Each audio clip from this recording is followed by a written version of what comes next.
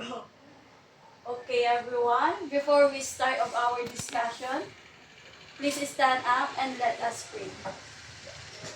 O God Almighty, behold us your loving children, offering you today our works and studies.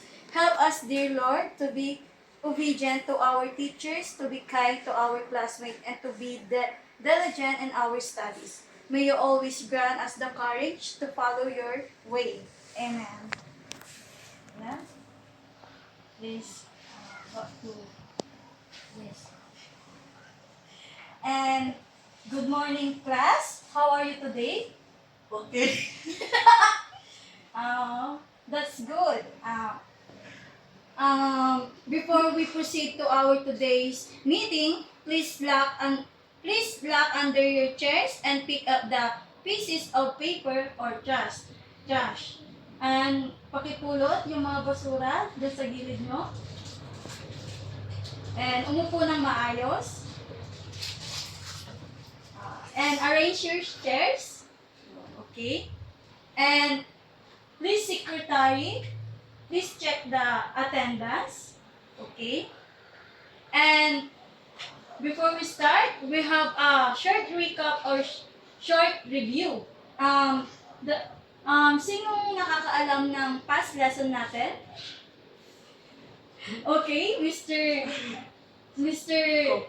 Jarix, you have an idea? Nothing? Okay. Our topic last lesson, let's first have quick recap, is what, that's right, because the topic of last yesterday is all about linguistic theory. Linguistic theory aims to explain the nature of human language in terms of basic underlying principles. And now let's proceed to my main topic or discussion. Are you ready to listen of our lesson? Yeah. Ready na ba kayo? And now, my topic is all about language acquisition or L1 and L2. May idea ba kayo dito sa topic ko? You have a knowledge about this language acquisition? Nothing? Okay. And then, bago ako mag-proceed dyan, my name is Neriza Lazaro Abuya, your first discussant, or this is my micro demo teaching. Next is, before we start of my main topic, I prepare some motivation or little activity.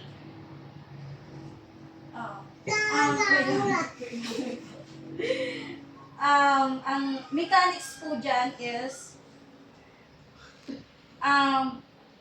a baby babbling and speaking with the parent. This is the L1 or first language acquisition. Did you know that these seemingly random noises are actually an important part of their language development? Babies are constantly experimenting with sounds, and this babbling stage is their way of practicing and preparing for real speech. Babies use different tones and pitches to That express is their the needs and first emotions. language acquisition. Yun So yung pay una niyang attention to those sounds because they might be telling you they're hungry, tired, or even just seeking your attention.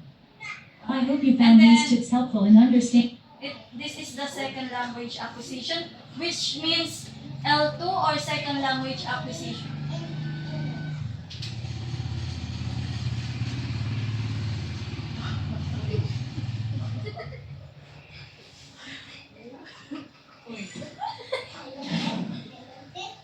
How I learn second language.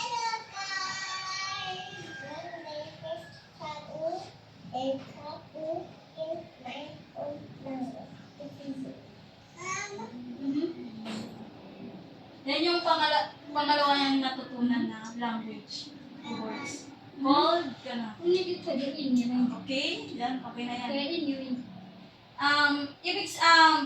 What are some noticeable differences and how each person is learning to speak? Ano yung mga na-notice nyo dun sa nagsasalitang ng first language and second language? Yung unang video. Anong na-notice niyo? Parang napansin niyo? Ah, yung unang video, hindi pa naintindihan, no? Pero yung second language siya, medyo naiintindihan na, di ba? From the word L1, like, first language. Pero yung isa na second video is second language. Kaya tinawag siyang second kasi yun yung pangalawa niyang natututunan na language or words, di ba? This is the acronym of language. L is learn, A is acquire, N is native, G is grammar, U is understand, A is apply, G is grow, E is express. Today you learn about the following. Please read, Miss Yana. Identify key concepts related to language acquisition, including L1 first language and L2 second language. And Miss Erica, please read this. Categories example of language development under L1 or L. And ay, Miss Erica na lang. Create a comparison Comparison. chart showing the characteristics of L1 and L2 acquisition. Pag L1, ano yung L1? First, language acquisition. Pag L2, second, language acquisition. And now, language acquisition is the process of learning and developing language skills. Language acquisition is the process by which humans acquire the ability to comprehend and produce language, either as their first or second, third, or etc., ATCS, etc., language. The study of language acquisition provides evidence for theoretical linguistic and has practical, which means language acquisition from the word language is ito yung mga language na na-acquire natin to our nature or environment. And means language acquisition is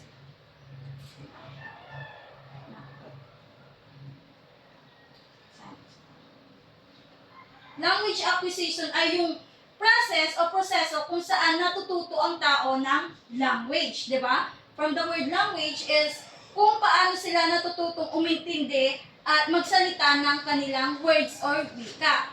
Pwede itong mangyari ng natural, lalo na kapag baby pa or kapag nag-aaral tayo ng bagong language. Wherein pag first language is, yun yung naririnig natin sa mga parents natin. Di ba? Pag minsan nakakarinig tayo ng first language, what is the mother tongue natin? Mother tongue? Pangasinense. Di ba? Siyempre, nasa Pangasinan tayo, di ba? Yun yung mother tongue natin dito. Which is, yun yung una nating natututunan sa ating parents. First, for example, nagsalita si daddy nyo ng Pangasinan, wherein naririnig nyo palagi. Which is, maiintindihan nyo siya, di ba? Parang dagagayahin nyo yung mga parents nyo. Pero pag sa second language, ito yung mga pangalawa nyo ng natututunan na words. Like, pag pumunta tayo sa school, di ba? Marami na tayo natututunan na language. Like, Filipino, like English, di ba? And, may dalawang main types ng language acquisition. Yun nga yung sinasabi ko. First language acquisition, ito ay yung pagkatuto ng isang bata ng mother tongue. Di ba? Kakasabi ko lang. And halimbawa, kung pinalaki ka sa bahay ng Tagalog ang salita, matututo ka ng Tagalog. Pero pag Pangasinan is, yun din yung matututunan mo, di ba? Pangasinense. Kapag, pakiayos po, Mr. Jerry, ayusin mo muna.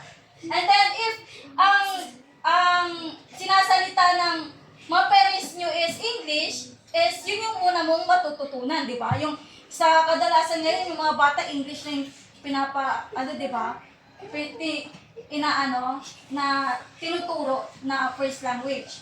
And the second language is ito naman yung pag-aaral mo ng another language after matutunan ang first language. The second language acquisition is all about, ito yung mga second na, o pangalawang natututunan nating words. And, ito yung mga natututunan nating sa school. Ito na yung mga, for example is, yung natutunan mong una is your mother tongue, and yung the second is the English. For example is si Coco, baby Coco, ay laging nakakarinig ng Filipino sa bahay.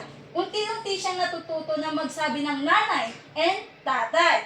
Which is, yun yung una niyang natutunan, which is, ang tawag doon is, first language acquisition. And example 2 is, si Coco ay lumipat sa Canada. Doon siya natuto nagsalita ng English sa school. Which is, means, yun yung second language acquisition niya. Yung English. And,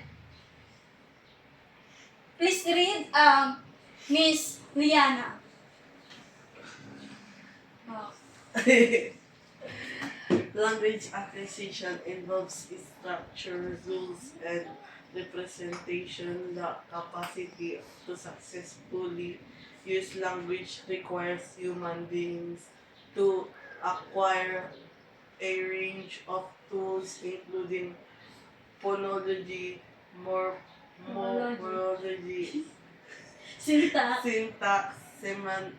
semantics, And and an extensive vocabulary. Language can be vocalized as in speech or manual as in sign. One human language capacity is represented in the brain. Which means, ang ibig sabihin niyang sentence na yan is language acquisition involves learning structures, rules, and representation ng isang wika. Para magamit natin ng tama ang language, kailangan natin matutunan at iba't ibang tools sa language tulad ng phonology, morphology, syntax, semantics, vocabulary. Kailangan din natin itong mga to, di ba? Alam naman natin yung syntax, di ba? Napag-aaralan nyo na ng high school. Ito yung mga structures na para maging maganda o maging tama yung sentence na sinasabi mo. Ang ibig sabihin ng phonology, ito yung sounds ng wika. Halimbawa, paano bigkasin ang a, aso, and versus apple. And sa morphology, ito yung pagbuo ng mga salita. Halimbawa, sa salita magluto, may mag na magsasabi ng future action. Wherein, sa syntax naman, ito yung sentence, structure, or tamang ayos ng mga salita. Halimbawa, kumain siya ng mansanas versus ng mansanas siya kumain. Which is mali yung, sa syntax, ito yung mga ginagawa niyo yung tama, yung mga sentence mo.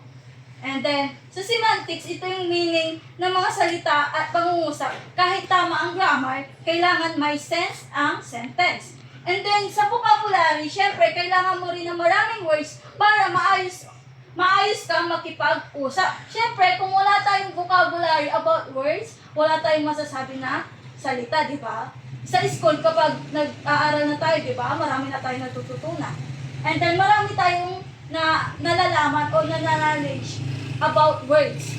And then, ang wika ay pwedeng vocalize tulad ng speech o manual gaya ng sign language. Alam niyo yung sign language?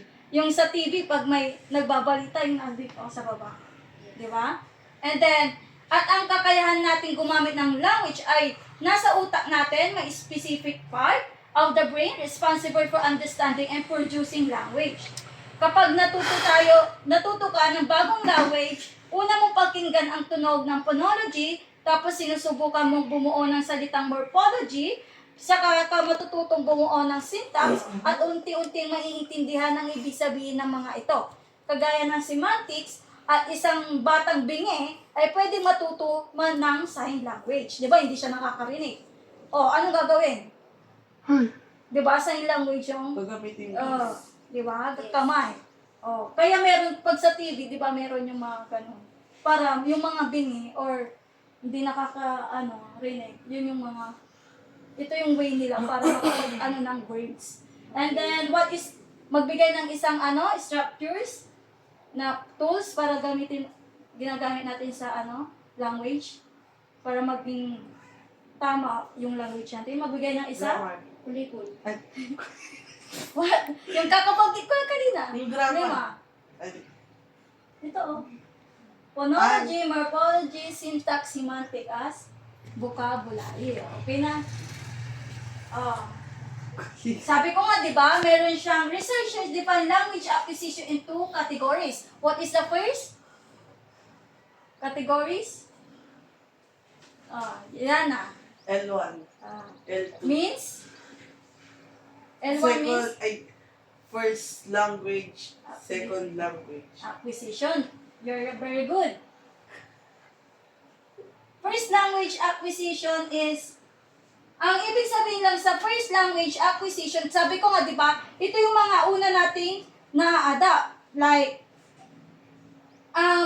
ay tumutukoy sa kung paano natututo ang isang bata magsalita at gumamit ng wika mula sa kanyang kapaligiran. Halimbawa, Filipino, Cebuano, and English. Wherein, sa ngayon, di ba, for example, yung pamangkin ni Ate Mary Jane, di ba, ang first language niya, English, di ba? Which is, yun yung first language acquisition niya. And then, yung pag sinabi natin first language acquisition is, first, ito yung mga natututunan natin sa mga parents natin. Yung mga una yung nasasabi, baba, papa, mama, yun yung first language acquisition niya. Gets naman, di ba? Di ba? Yung first language Yes. acquisition. Yes. Yes. And then, speech, may dalawang main principles sa first language acquisition. First is speech perception comes first. First, ibig sabihin, nakikinig muna ang bata bago siya matutong magsalita. Pinoproseso muna niya ang sounds na naririnig niya araw-araw, di ba? Bago niya di ba yung baby, bago niya sabihin, dapat lagi niyang naririnig para bago niya sabihin, di ba? Yes. And then language learning happens step by step. Unti-unti natututo ng bata, nagsisimula siya sa pagkilala sa mga tunog. Like phonemes tulad ng di ba? Yun yung mga sabi niya, di ba? Pag baby pa, Yes. bago siya makabuo ng isang salita. Example, si Baby Leia ay laging nakakarinig ng salitang gata sa bahay. Sa una, hindi pa siya nakakapagsalita, pero nakakakilala niya ang tunog. Pagtagal sinubukan niyang sabihin ng ga o ta. Diba pag gatas, hindi niya maano pa. Ga, ta, ganun pa siya, di ba? Dahan-dahan niyang natututunan ang salita. Kahit hindi niya kaya magsabi ng nanay, si baby tumitingin kapag naririnig niya ito. Nakikinig muna bago magsalita, di ba? Pag baby, hindi niya pa kayang marami pang proseso, di ba? Hanggang lumaki siya, hanggang mapanggit niya na yung nanay. And then, sa stages of, ito yung stages ng first, ito po yung example niya. A baby hears their parents speaking French and learns to say words like mama and papa, eventually speaking full sentences in French. Anong naintindihan niyo sa example? Ano sabi dyan? Naririnig niya yung parents niya nagsasalita. Ng French. Ng French. Yun yung na-adapt niyang words or, di ba, ni mama, papa. Yun yung first language niya. Kapag nasabi niya yon, di ba? And the second, a baby hear English, home, sabi niya, kapag naririnig niya sa bahay, yung mga English, which is, naririnig niya, ginagaya niya, di ba? Di ba, napapansin niyo din? Gets naman yung first language acquisition doon. Yan o. Yan yung first language. Did you know that these seemingly random noises are actually an important part of their language development? Babies are constantly experimenting with sounds, and this babbling stage is their way of practicing and preparing for real speech. Napalagyan na ito kanina, Babies di use ba? different tones Yan and yung pitches first to language express their needs and acquisition. emotions. So pay attention. And first language acquisition o L1 or FLA stages of first language acquisition. There are roughly 6 stages of acquisition. First is pre-linguistic stage. Second is bubbly stage. First words, 2-word stage. Telegraphic stage. Beyond telegraphic stage. Pag sinabi natin pre-linguistic stage or 0 to 6 months. Dito, hindi pa talaga sila nagsasalita, nakikinig, nakikinig lang sila sa mga tunog sa paligid. Pero, nagsisimula rin silang gumawa ng cawing sound. Ano yung cawing sound? Parang umuungol-ungol pa sila. O ibang umula. Cawing sounds and tulad ng example, si baby ay tumatawa o umuungol kapag masaya, pero hindi pa siya nagsasabi ng totoong salita. Diba? Ganun pa naman yung mga baby. And bubbling stage from the bubbling. Yung pa yung nagsisimula ang mga eksperimento sa tunog ng bata. Gumagawa sila ng tunog na parang baba, dada, or mama, kahit walang malinaw na meaning. Si baby ay paulit-ulit na sinasabi ang baba habang naglalaro. Kapag first words, yun yung mga 12 to 18 months. Wherein, nagsisimula na magsabi ng totoong salita na may kahulugan. Like, mama, may laba or no. Diba? Yun yung mga sinasabi. No. No, baby. Sabi niya, laba. Ganon. Yun yung mga sinasabi niya. Milk, gatas. Ganon, diba? Example, sinabi ni baby na mama habang tinuturo ng nanay niya. And toward stage from the 8 to 24 months, nakakabuo na ng dalawang salita na magkasama. Like, want milk. From the word two words, yun yung mga dalawa na yung sinasabi niya. Diba? Like, want milk, gusto ko gatas, ganon-ganon. Diba? Yun yung mga two words na Pag sabi natin telegraphic is nagsasalita ng maiksing pangumusa. Wherein nakakaano na siya ng mga sentence. Dito naman sa telegraphic is 24 to 30 months na siya. And papa word, ganon. Me, eat, cookie, ganon-ganon yung mga sinasabi niya. No like tubig, yung mga na yung nasasabi niya. And then dito naman sa beyond telegraphic stage, 30 plus months na siya. Mas kompleto na ang mga sentences niya.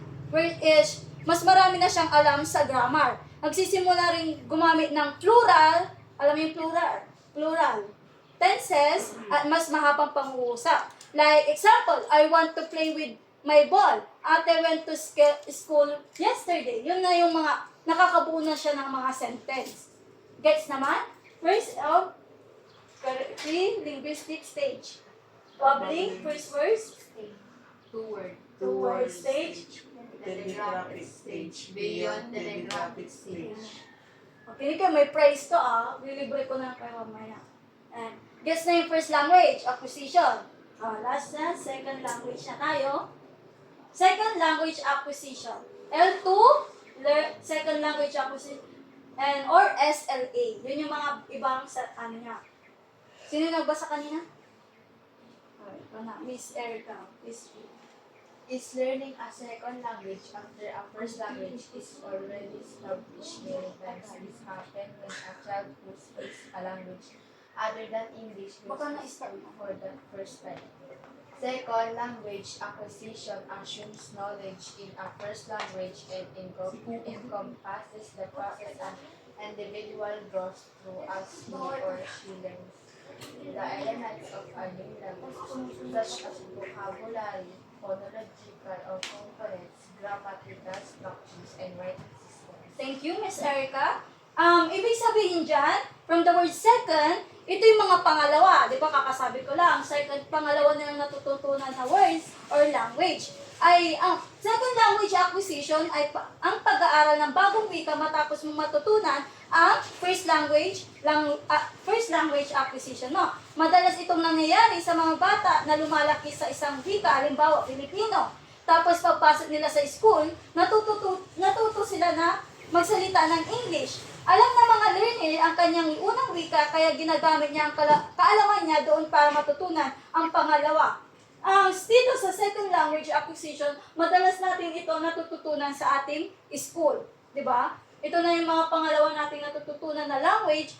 For example, Filipino yung natutunan mo dito sa bahay mo, which is doon naman sa school mo is English, which is yun yung second language mo na natutunan. It depends sa'yo nasa inyo na yan Meron tayong mother tongue, di ba? Yun yung mga natutunan. Mother tongue, what is our mother tongue? In Pangasinan? Hindi Pangalatok, And vocabulary, bagong salita, like apple, chair, And phonology, paano bigkasin ang mga salita, grammar, tamang ayos, where is grammatical rules, wherein, pag sinabi nating second language acquisition is may proper na siya. Bawal na yung mga grammar na mali-mali. Which is, dito, may mga grammatical rules na siya. Di ba? And then, writing system, meron na din tayo paano isulat ang mga letra o pangungusap ng bagong wika. Example, si Erica ay lumagki sa probinsya at Tagalog ang wika niya. Nang pumasok siya sa grade 1 sa isang English-speaking school, natuto siya magsalita ng English. First language niya is Tagalog, second language niya is English. Di ba? Siyempre, lumaki sa probinsya, pero ang natutunan niya is Pangasinense, and natuto siya sa school ng English. Pag natutunan mo Tagalog, pero pag sa school niyo is English, yun yung mga third language acquisition, yun na yung mga pangatlo mong natututunan na language. And then, basta ang second language is, alam naman na natin from the word second language, which is ito yung mga pangalawang na-adapt natin, which means pag Pangasinense yung una mong natutunan is yun yung first language mo. Pag second naman pag Filipino ang natutunan mo is second language acquisition. Pero pag English is yun na yung pangatlo, third language na. Parang yung pangatlo mo na natutunan na language. And the summary is second language acquisition is learning a new language after your first. It involves learning new words. Ito yung mga natututunan natin, yung mga bagong salita. Exposure sa school or social interaction. Ito na yung mga natututunan mo dun sa mga environment, sa mga kalaro mo. Yes. For example is this. A language that a person can speak that is not the first language they learn naturally as a child.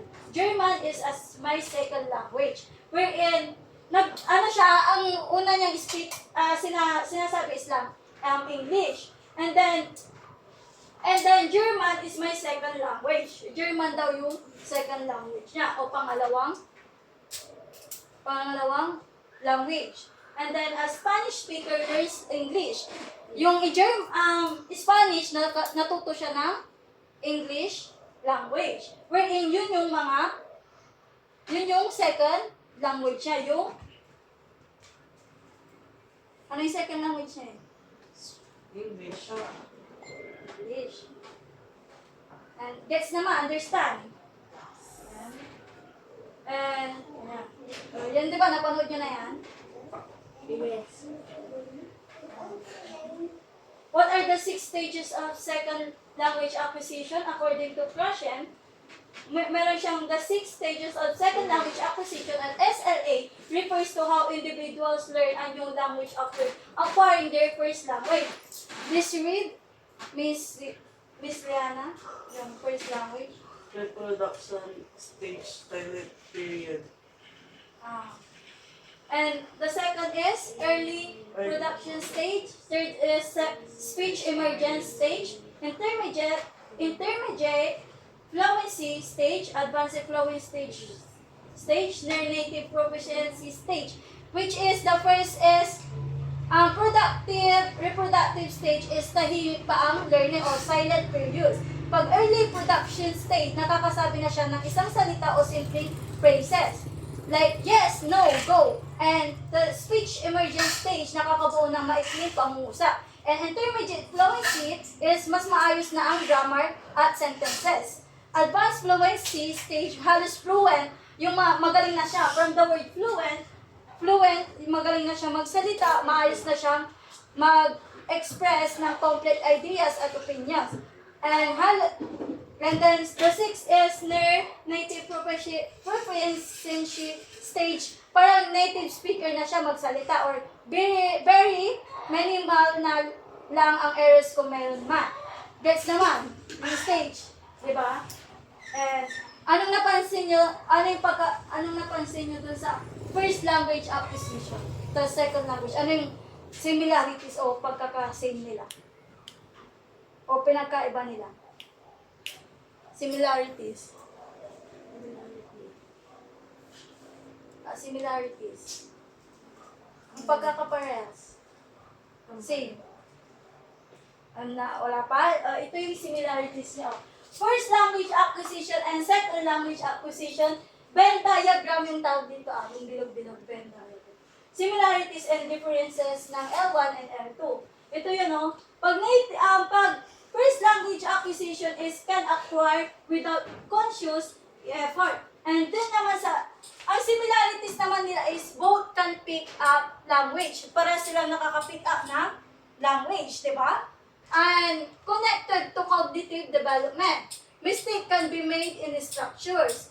Parents can play important role. Ang difference naman ng second language is have to work, understand, or active learning. And conscious and subconscious siya. And sa first language acquisition is hindi siya formal. Informal siya. Kasi sa bahay lang. Pero kapag second language acquisition is formal siya. Kasi sa school na, marami na siyang structure, di ba? Gets naman, di ba? Understand? Yung first language acquisition and second language acquisition. Yes. Yes? Summary niya, basta ang lagi niyong tandaan, language acquisition is the natural process by which humans learn language. First language acquisition, palagi natin ang tandaan, what happens babies and your children learn their language through listening and interaction without formal teaching. Second language acquisition happens when people learn in an additional language after their first often needing more conscious. Diba? Language acquisition involves stages like listening, speaking, simple words, formal sentences, and mastering grammar over time. Pinaka-importante itong matutunan natin, lalo na sa inyo, kasi para mas alam nyo kung paano maging fluent sa isang language, maging fluent sa isang sentence. Para in your future, di ba, hindi na kayo mahirapan magsalita ng language. Iba't ibang language, di ba? Kung ano yung gusto nyo, like me, English, yon. Assignment. Ito yung assignment natin na, how did you learn your first and second language? And write a short reflection, 5 to 7 sentences, and submit it into the next meeting. Assignment nyo to, Understand? Yes. Okay? Next. Baby. Now, thank you for listening. And Yes. um I'm listening. basta ang differences lang ng first language, mother tongue 'yon. And sa second is yun yung tinatawag natin foreign o additional language or universal grammar. What is our universal language? Hindi niya alam. Yung buong mundo, universal language. Word. English. English na. English. Yun ang universal language natin, English. Tapos na. And now, what's your name again? Eric. Miss Erica? Miss Liana? Mr. Eric? Pastor Derek. Now, thank you for listening. Dismiss. Thank you.